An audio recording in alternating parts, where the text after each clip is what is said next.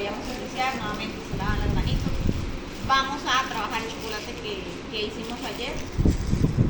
Muchas dificultades por, digamos, el tema de no supimos básicamente el peso de los ingredientes, si estaba bien, no estaba mal. Eso es algo que uno tiene que siempre estar muy pendiente para evitar y saber de pronto solucionar en qué momento y qué es lo que hay que hacer.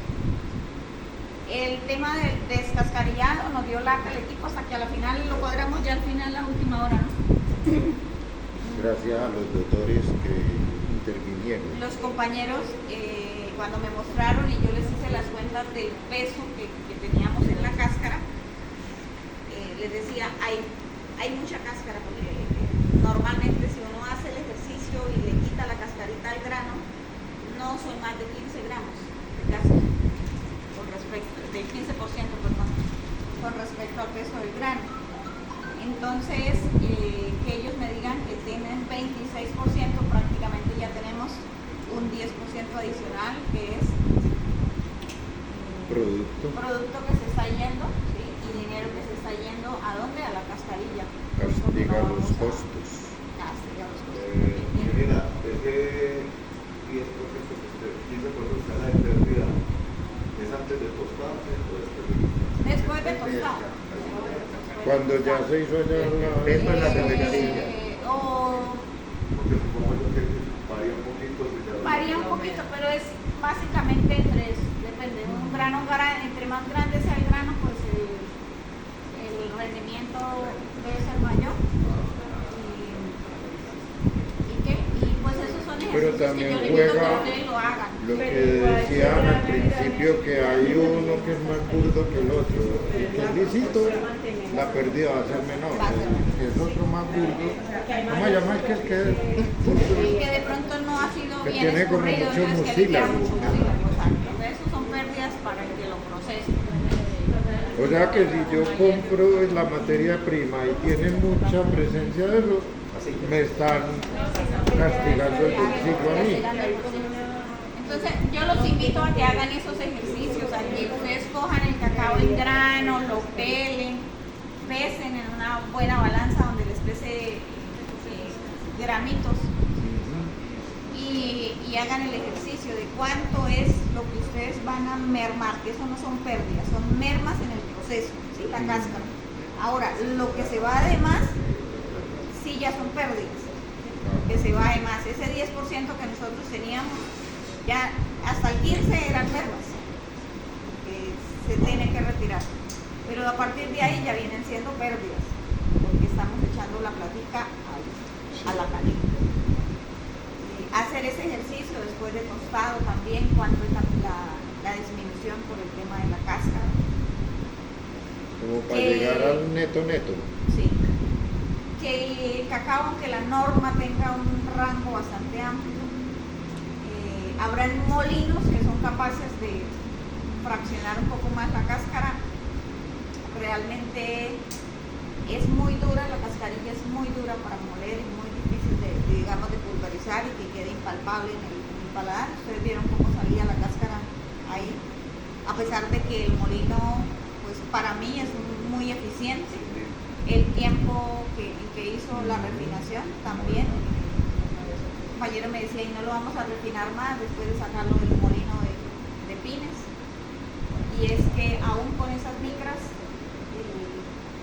el tiempo que se demora en refinarse el azúcar es mucho más que lo que se demora el cacao. Dime, Martica, ¿me está diciendo algo? Profe, una pregunta. Ay, sí, regálenos una foto porque de aquí por aquí un señor me pide fotos y yo... Profe, generalmente nosotros hacemos una práctica y es pesar el grano al inicio y después de la tostión. Siempre, usted pese. Después de la tostión para mirar la ¿Cuánto pérdida perdió por humedad. Y Martica, por este lado. ¿Y cuánto pierden por descascarillado? En todas las etapas del proceso que usted pueda mirar. Pero digamos que la buena práctica que recomienda es que debe estar con el 20% nada más de diferencia. Prácticamente es mi mejor ángulo, por favor. Tenemos una pregunta, profesora. Mire. ¿Cómo siguió? Bien, gracias a Dios. Que quedó bien topizada. Quedé bien topizada. Es que sufre del síndrome de unicornio lateralizado. Pero está bueno la colada porque son, pues yo casi no me he metido todavía al proceso de trabajo así, es que todo lo maneja es ella, pero es algo bueno porque al colarlo es bueno porque queda todo en la flecha de la poca pasillita que se vaya, pasilla o cascarita. Entonces bueno, es un aprendizaje buenísimo también que aprendió uno ahí. Bueno, antes que se me olvide, la compañerita Diana Carolina Gaviria les manda saludos y que no nos va a acompañar la prensa. Mira cómo le pasó. ¿Cuál? ¿Cuál es Diana? ¿No vuelve al curso? Yo soy profesional en desarrollo familiar, hago terapias familiares, personales, no hay problema. El que una urgencia psicológica me dice que aquí lo tratamos. Listo, entonces a todos les quedó claro cómo se hace un chocolate: obtener licor, mezclar con azúcar y refinar. Ya el caso nuestro que llevaba leche en polvo, que debe ser en polvo y con un contenido de humedad bastante bajo, ¿sí? Para que no interfiera en la viscosidad del chocolate. ¿Listo? Si tenemos un contenido de humedad alto, tendríamos que tratar de sacar esa humedad a través de conchado para poder que el chocolate nos quede bien, y eso es comprar agua.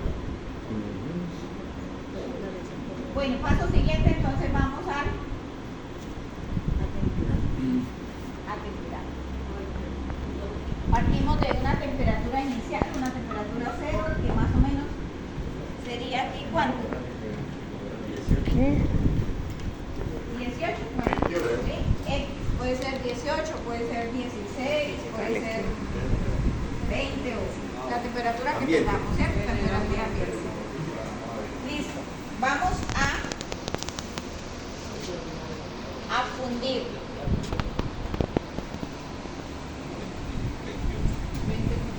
A fundir el chocolate. ¿Sí? Entonces ese chocolate lo vamos a pasar a una taza plástica que sirva para uso en microondas. Porque hay dos formas de digamos, fundir el chocolate. O bueno, tres, cuando se le coloca uno a los equipos y ellos hacen el proceso. Fundir a microondas por intervalos de 30 segundos.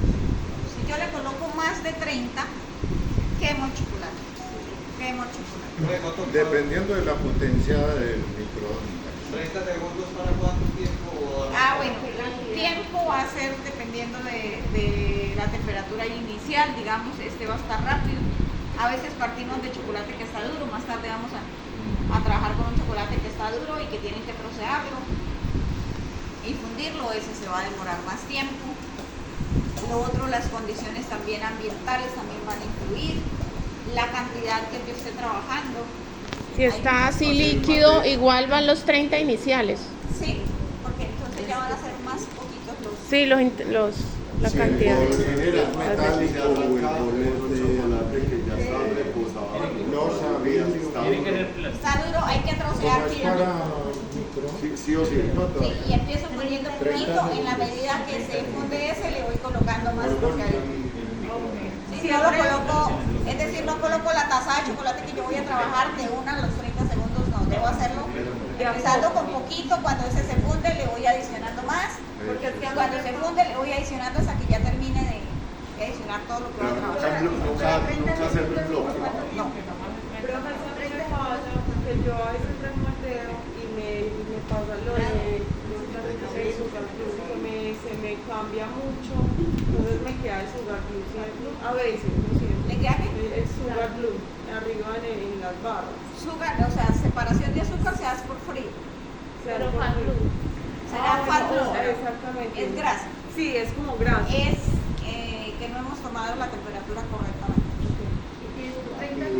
A veces, digamos, estos termómetros son lentos, ¿sí? ¿Cuál termómetro es rápido? Uno que les haya costado por ahí de 400.000 para arriba. ¿Sí?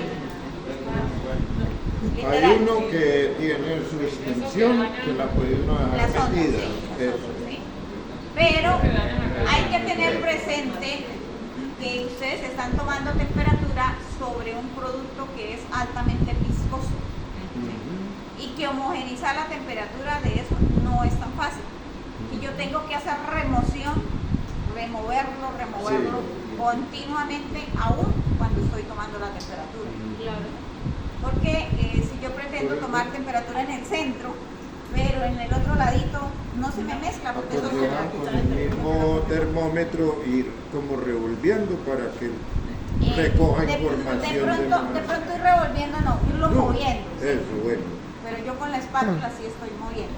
O hay la espátula que ya tiene el sensor, O hay espátulas que tienen su termómetro incorporado. ¿sí? Entonces, digamos yo cargo por aquí uno viejito que tengo y que me lo guardaron limpio. Ese termómetro, ahí le rinde mucho tomar la temperatura, ¿sí? Entonces, ese lo cargo por ahí para corroborar lo que ustedes hacen una pregunta técnica.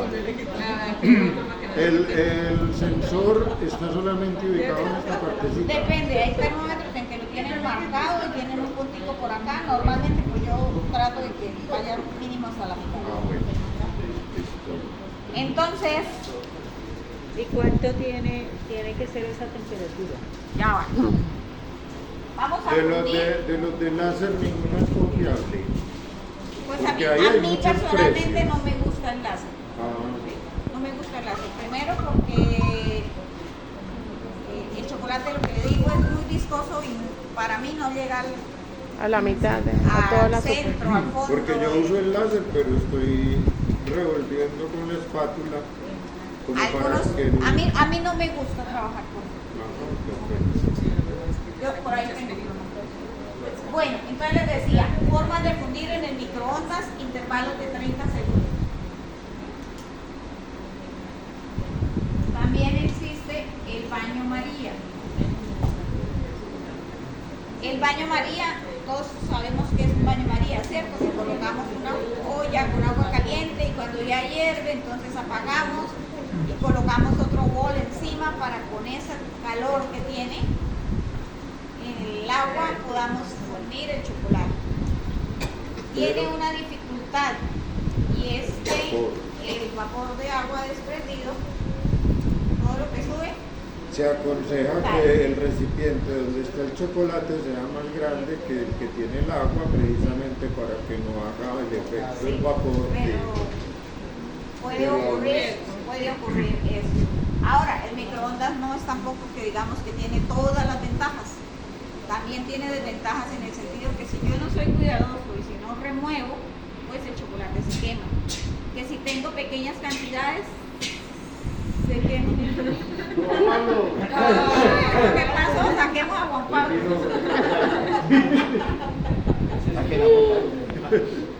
Ese no es otro. Entonces, si yo tengo una pequeña cantidad de chocolate para fundirlo, a veces cuando vamos a pintar, por ejemplo, que también hoy o mañana lo vamos a hacer, el tema es que yo no puedo darle 30 segundos a una pequeña cantidad, claro, ¿sí? Porque lo voy a quemar. Entonces se hace de a 10, máximo 15. ¿Listo? Entonces fundir. ¿A qué temperatura fundimos? Profe, perdón un momentico, así por ejemplo cuando se usa el microondas, en la primera, segunda golpe de 30 segundos, uno todavía ve que está duro, pero sin embargo saque, revuelva, así no haya empezado a derretir y vuelva a hacer la siguiente sesión de 30 segundos. Es muy cierto, o sea, ustedes ven que los primeros 30, los segundos 30 segundos que le coloquen al chocolate cuando está sólido, no, eso no le ha pasado nada. Evidentemente no le ha pasado nada a la vista suya, ¿sí? Pero él ganó calor. Ya ganó, ¿sí? sí. Ya ganó un calor.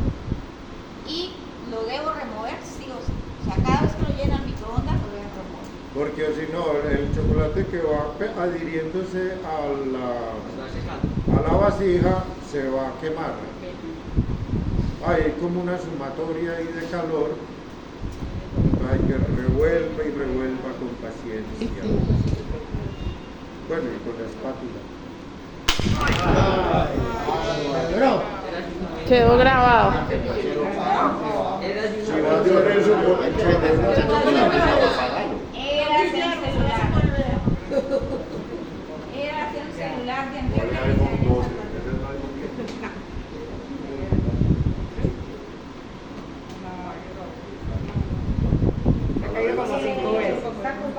Para verla sale el propósito. Mire, yo trabajo estas temperaturas. Ustedes Esa es la en curva de...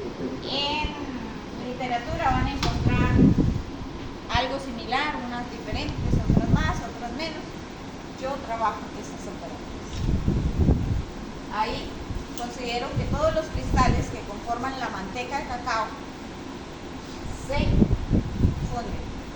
¿Por qué? Porque unos funden a una temperatura y otros a otra. Recordemos que hay diferentes tipos de cristales dentro de una manteca de cacao. O sea que ese blanco, por tener mayor contenido de grasa, requiere menos temperatura. Si yo caliento este blanco a más de 50 grados se quema porque Claro. la leche se quema fácilmente. Sí. Y el azúcar. Bueno, entonces a esa temperatura caliento. Ahora yo debo empezar a hacer un proceso de baja bajar temperatura, que sería un proceso de qué? De precristalización. Precristalización. Uy, qué Y esto lo hago en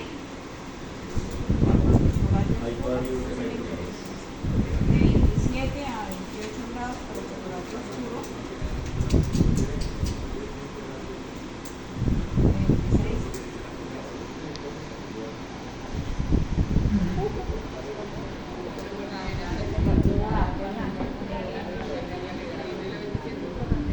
Dale, pues. Y en 25, 26 para el chocolate. ¿Para qué se hace la precristalización?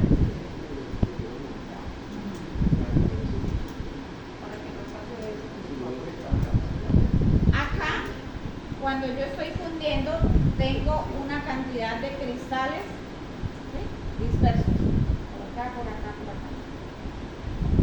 Acá yo tengo que hacer cristales muy.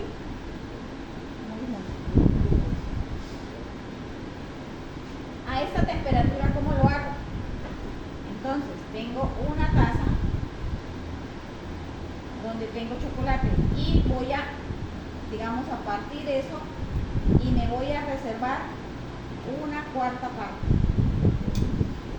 Los otros 3/4 van a donde, a la mesa. Entonces aquí en la mesa yo boto 3/4 partes y me reservo en la taza una cuarta parte. ¿Sí me hago entender? Vamos a dejar un poquito en la taza. O sea, una vez todo Ese que queda en la taza, ¿a qué temperatura va a estar? A esta temperatura. Los 3/4, ¿a qué temperatura van a estar? Van a bajar a la de la mesa de mármol. Este va a estar ahí. Ahora, cuando hayamos alcanzado esta temperatura, a veces se les baja más, el chocolate empieza a solidificarse y de pronto aquí hay una temperatura altica, se me funde y me queda bien la temperatura, pero como es sobrecristalizado, el chocolate me queda compacto porque se han formado muchos cristales. Aquí se van a formar cristales tanto estables, que es lo que yo estoy buscando, como también unos cristales inestables. Entonces yo tengo que deformar esos que son inestables. ¿Cómo lo hago? Los inestables son los que están separados todavía. Digámoslo así. no sean aglomerados. Entonces, debo hacer un remonte, que llama uno. Una pregunta. Con el cuarto que me queda, exacto, muy bien. Entonces aquí en la taza ya mezclo el cuarto más los 3/4. O sea, el que saque lo devuelvo. Esto se devuelve. que acá, estos Lo 3/4 devuelvo a la taza. Cuando ya haya bajado la Y ahí temperatura. tengo que remover muy bien. ¿Sí? Para lograr una temperatura, aquí tendríamos la temperatura 1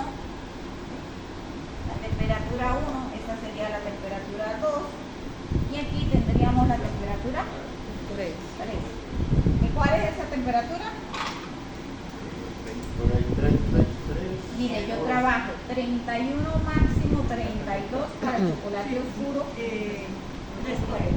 29 a 30 para chocolate de leche y 28 o 29 para el chocolate blanco. Ah, que instructor están 33, ¿es un gradito más?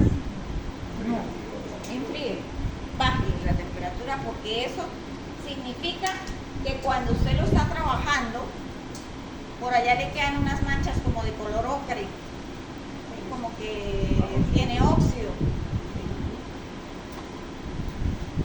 Aparecen esas manchas con un gradito de temperatura que pueda tener. Cuando nos removemos muy bien puede pasar también esa parte. ¿A qué temperaturas es? ¿Cuánto dura? La pregunta no es cuánto me dura en esa temperatura que se Depende de tanto frío tenga. Espérame ya. Una pregunta, ¿a qué temperatura es más óptimo tener el mesón?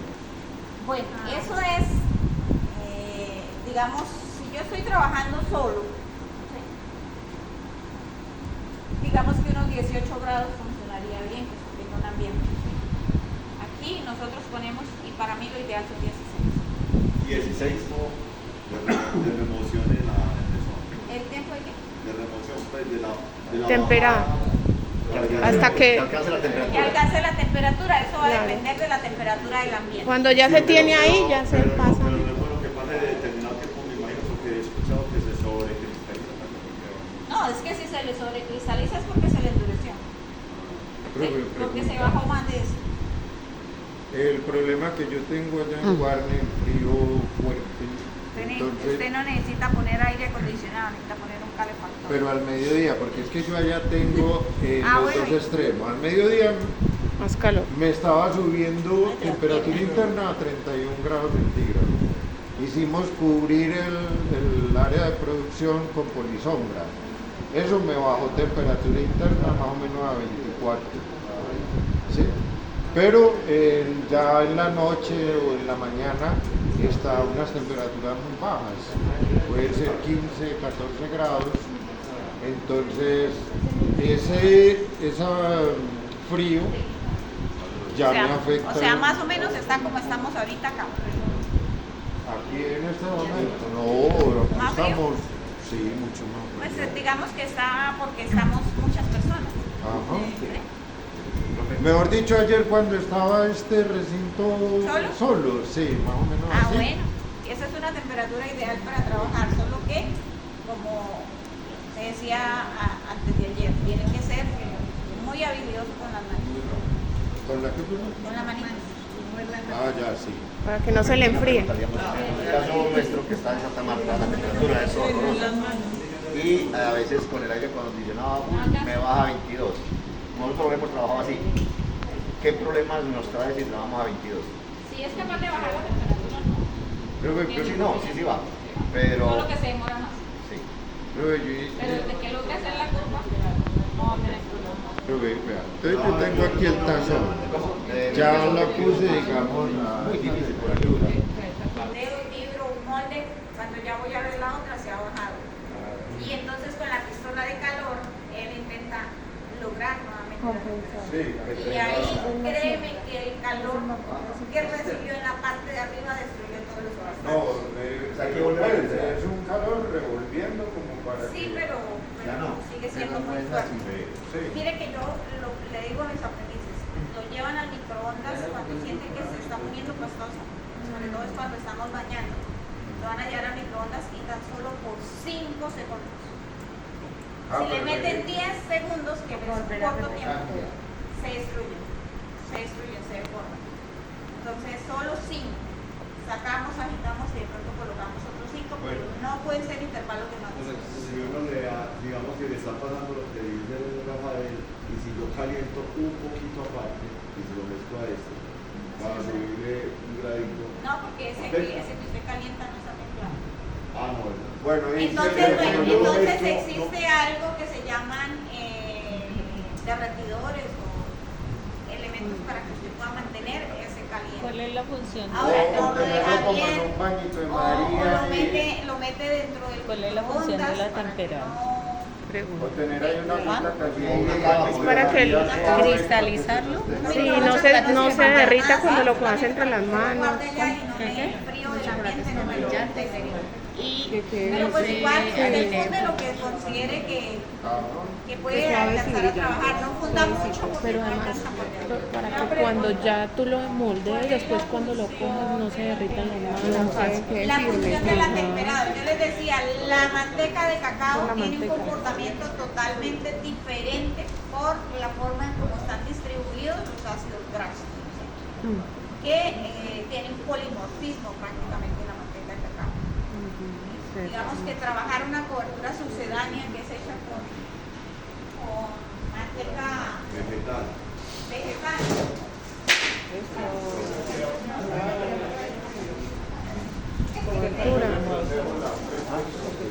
Trabajar una cobertura como estas. Yo solamente lo que hago es fundir, alcanzar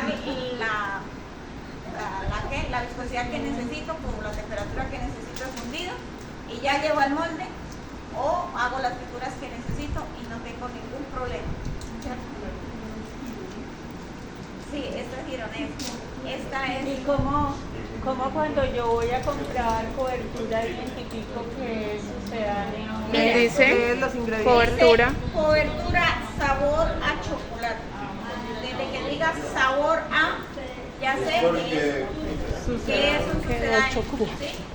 Tiene una grasa que me, digamos, soporta una temperatura mucho más alta. Ella no se va a derretir tan fácilmente como ser el